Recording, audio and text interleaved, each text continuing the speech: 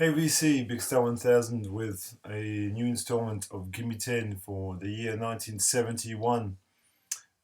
Thanks for the response for the 1970 video.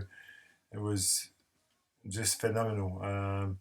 So many comments, so many conversations, so many lists published, and even some people made videos. There's about a handful of people who made the videos. Ghost of Gideon Strumpet, Tim, M. Jones. I don't know your first name, I apologize. I usually tend to try and know. Please comment. And also Anders in Stockholm. Um, I'm probably forgetting someone, but look, I'm doing this off the cuff, so I apologize. It's not out of ill will. And if you made a video, I've probably watched it and commented on it anyway. So 1971 was a task and a half because, in my opinion, as a music listener and a music fan, is one of the key years of the 1970s, one of the best years, arguably one of the best 3 years of the 1970s in terms of music. And I had so many choices and I put so many things aside. And when I make my new Revolutions video, you'll see which records I have omitted, some major omissions, but it's because it's only 10. Also, before I start, I just want to say that when I make these lists, obviously they're based on my own opinion. They're not a universal thing. Don't take my lists for a kind of universal reference point. They're not. They're things that I like. And so when I make those lists, I try to be inclusive of all sorts of different styles of music, if that's possible, and also different corners of the world, if possible. So I always have a French record there somewhere, and maybe I try to put a Brazilian record and include other because to to limit the top 100 of the 70s to just Anglo-Saxon records, that is English or American records, is a bit short-sighted, really. I mean, I know that's the bulk of the music that people listen to, but there's just equally valid records in other places. That's all I want to say to start this video. Now, I'm going to try to keep this video as short as I possibly can. I went up for 25 minutes last time, and you can't listen to me for that long. Okay, I'm going to get started. All right. If you're a follower of this channel, and if you've been watching me for years, you already know that my favorite record ever, and I've said this so many times, is the fabulous Histoire de Melody by my favorite artist, Serge Gainsbourg. Now, I'm French, obviously, and you could say this is a tiny bit jingoistic, but Gainsbourg is a genius. He's a bona fide genius. You know, I have all of his albums. I love the man. I love his wordplay. His references, his musical references, his forward thinking nature. How he went from style to style and sort of anticipated a lot of things, and his provocative attitude. I love everything about the man. This is a concept album about an older man who falls for a 14-year-old. I know, a bit creepy, I know, and it's very Lolita-esque. And then there's a whole story. I mean, the lyric. This is a great issue, by the way. I have several copies of this, and I want to showcase this slightly the ASIC reissue because it has the lyrics translated into English. You can, because big part of Gainsbourg is the lyrics, and and the great thing about this is beyond the lyrics is the music, which is totally stunning. It was recorded in Marble Arch Studios in London, and it has an orchestra, a choir, and a rock band playing together. The most astonishing thing about this is that Gainsbourg's whispering all the lyrics into the microphone, but he's above everyone in the mix, which is kind of, it's spectacular just to think about the notion, that he can outplay all these instruments. But the marriage between rock band and orchestra is unparalleled, in my opinion. It is a masterpiece. 28 minutes of pure pleasure, short but well worth the trip. Next is another album that I've championed on the VC, rather, should I say, another band that I've championed on the VC for years and years. Ever since I can remember being in the VC, I was talking about Can. And you can be sure that 3 records, Tago Tago, AJ Bemiasi, and Future Days will all feature in the 71, 70, 73 installments for sure.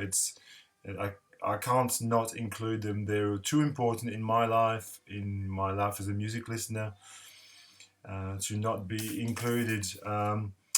I came across this album the first time in 2004 on this format, which I still have. This is a super audio CD, which is well loved. This is when it came out, and at the time in 2004, I was well aware of Can, but you couldn't really buy it anywhere until they reissued this, which just completely changed my perception of music as a whole. Really, I mean, I have to admit that there's life before Can and life after Can. It's always my gauge to know whether a music listener is a serious music listener. Because quite often you'll hear people say that they like the Beatles and Pink Floyd and those sorts of bands, and when they mention the name Can, that, well, yeah, they've gone a bit further. And I'm not being a snob or anything, but it's kind of a good sort of crossover point. So if you've never heard of Can, they're a German band from Cologne. 4 members, actually I'm talking shit, 5 members, vocals by the great Ramo Suzuki, Japanese vocalist, and who just sings just anything really. I mean, I'm sure there's entire websites dedicated to trying to uncover what he was trying to sing, and then 4 just amazing members, Holger Zukai on bass, Emin Schmidt on keyboards, Michael Caroli on guitar, and the mighty Yaki Liberzeit on drums. And this is the thing, the drums on here are they're just the most incredible thing. So if you've never heard Can, just knock yourself out. You can start with this, or this album is interesting because it starts with sort of, it starts a bit melodic, and the centerpiece is really Alleluia, which is like 17 minutes of just drumming basically. And then as the record progresses to the end, it's more and more experimental. So this is the sort of psychedelic jazz phase. We'll explore other phases of Can in upcoming episodes. Okay, third on this list is an album that, again, I've had for such a long time that I don't remember a time that I wasn't listening to it. I'm talking about Songs of Love and Hate by Leonard Cohen, his 3rd album, I believe. And this is just a dark sort of singer-songwriter masterpiece. Every song is just so beautifully crafted. The opener, it's Avalanche, it's arguably my favorite Cohen song. It's just got this quality. The thing with Leonard Cohen, you get this. It's dark, but at the same time, there's a touch of optimism even when it's dark. It's as the Italian word is chiaroscuro. It's the dark. It's like a painting by Caravaggio. It's all dark around, and in the middle it's filled with light. That's Leonard Cohen. That's Leonard Cohen music, in my opinion. And it's got classics like Joan of Arc and famous Blue Raincoat, yes, and The first song that I really loved of this record was Dress Rehearsal Rag. I remember playing this, you know, a decade ago and really getting into that song. It's just so, again, so dark. And obviously, it also has Last Year's Man, which is terrific. So, Songs of Love and Hate, it's a very, very high recommendation for me. And in my opinion, the best Cohen record. Okay, some jazz now. Although, can you really call this jazz? Um, without a question, the best Alice Coltrane record there is. And I know in 1970 she released Ptah de El Daoud, which is mind blowing, but this is just yet something else. This record is just quite simply one of the best jazz records ever made. It is mystical, it is spectral, it is cosmic, it is all these things. Obviously, it's Alice Coltrane, Pharoah Sanders, and I think also Rashid Ali is on drums on this. Cecil McBee on bass, Charlie Hayden on bass. So it's a mix of jazz and Indian classical music, Hindustani music, and it is probably alongside with a late husband's Love Supreme, what you would define as spiritual jazz, the essence of which was distilled in other recordings, completely entrancing. There's a shop I go to quite often, Northside Records in Melbourne, and the guy was saying to me that every time he plays the record in the shop, he sells a copy, which I just totally believe, because it is that good that you have to have it, quite simply. If you're watching this channel again, and I've shown already 4 records, all of them are worth picking up. They're just really high recommendation, but this one, if you like jazz, it's just sublime. The next record is an absolute all-time classic. You will not be surprised. It is one of my 3 favorite Bowie records, without question. It was my favorite Bowie record for a long time. And sort of, it's like with Brian Eno, it just changes. Same with someone like Miles Davis, the favorite record changes from time to time. And for the longest time, from the late 90s to about 3 or 4 years ago, I would have told you comfortably, Hunky Dory is the best album. This is a Spanish pressing that I've got here. In fact, it's a Pedir de Boca, which is I have a couple of different copies of this. Why is it brilliant? I don't know. There's all the songs are just like from Changes to Oh You Pretty Things, Life on Mars, Andy Warhol's. Queen Bitch, the Beauty Brothers. Even I love Kooks on this. People just shit on Kooks. I really like that song. I can't help myself. Everything is good about this record. It just oozes, genius. The songwriting, the lyrics are great. The songs are catchy. They're memorable. It's just a beautiful record. Everything about it is beautiful. And I think it was, the fact that Bowie was able to make other records of that caliber shows how much of a true artist he was. Yes, completely brilliant. Hunky Dory, highly recommended. Okay, again, no surprises if I tell you that I've included what's going on in the list. How can I not? It's what's going on, This is Marvin Gaye's, one of Marvin Gaye's masterpieces. And if I may recommend an issue of this, this is quite the thing. It has the album, the outtakes, but on top of that, it's got a live version of it, live at the Kennedy Center, May 1st, 1972, which I'm playing in the background, but you probably can't hear it. This is a wonderful issue of the album.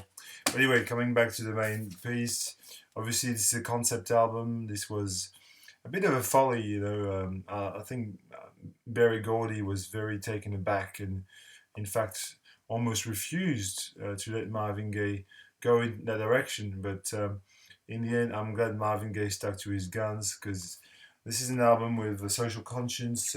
Talks about, you know, um, black Afro American rights. Obviously, it talks about um, the environment. It talks about the future.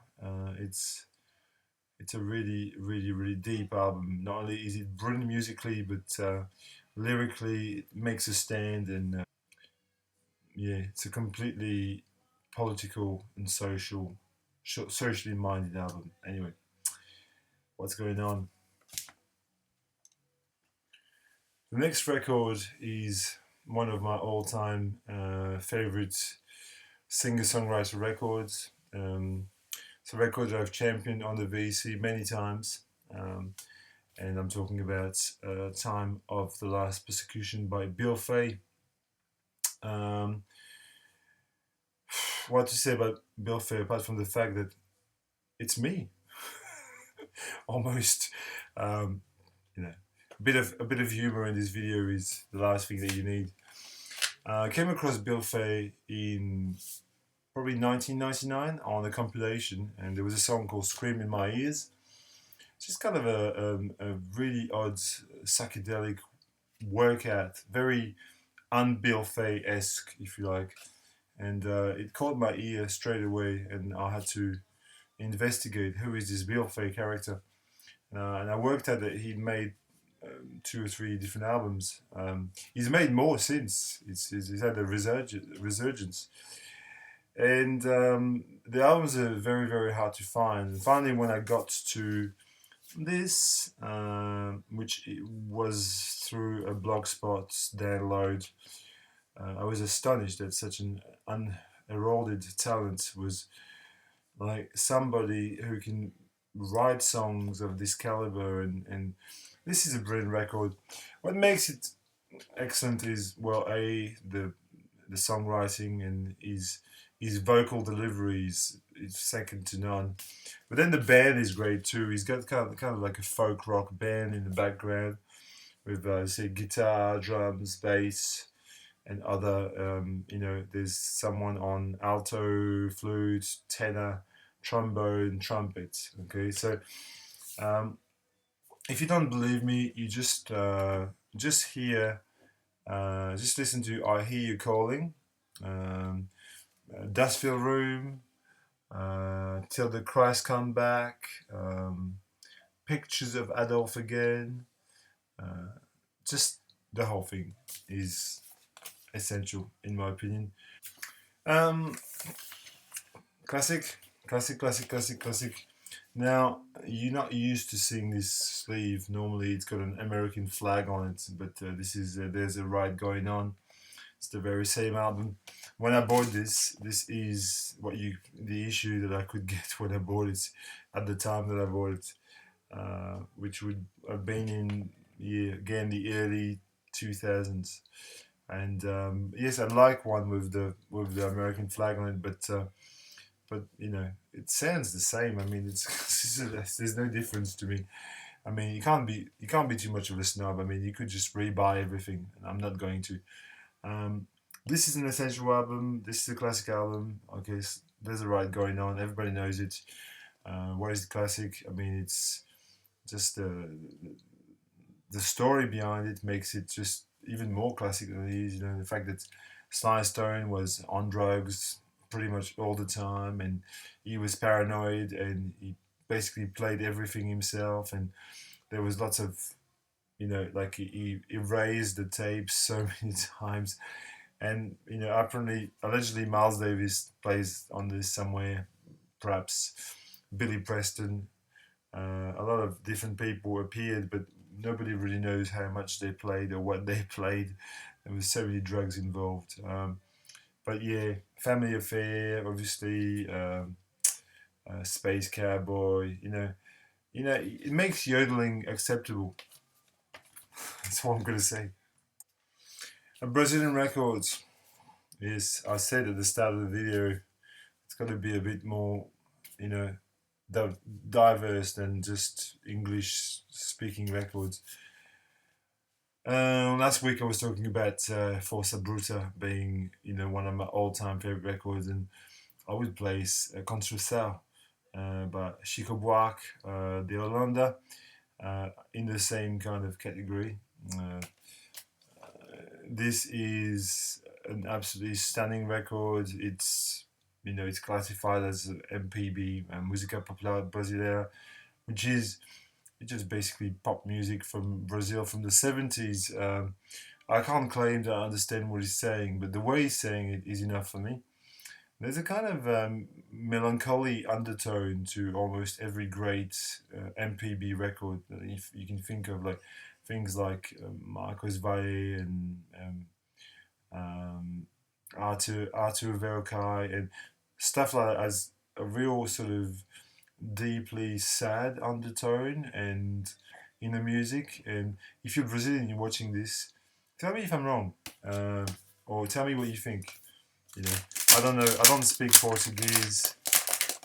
This is a must. This is a must. It's a stunning record, and just sample the first couple of tracks on the album are just to die for.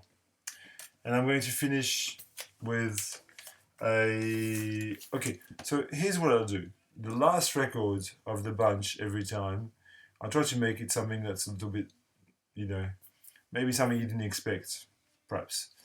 And here's something that you probably didn't expect. Here is this album called 1 Year by Colin Blunstone. If you've never heard of Colin Blunstone was the singer in the Zombies, English band The Zombies. This is, I think, his debut album, and it is just a stunning collection of Baroque pop music. Every song is memorable. The melodies are just incredible. The playing is second to none. The vocals are just gorgeous, and obviously it's got Argent playing on it, so it's almost like a Zombies record, really, in disguise. It's one of the treasures of 1971, without question. And when you think that I left off Stormcock by Roy Harper, for example, to keep this on, it tells you how much I've valued this record. It is terrific, tremendous record. Baroque pop music of the highest order. So I'm going to stop here, and you can insult me at will, or you can make a response, whichever you want.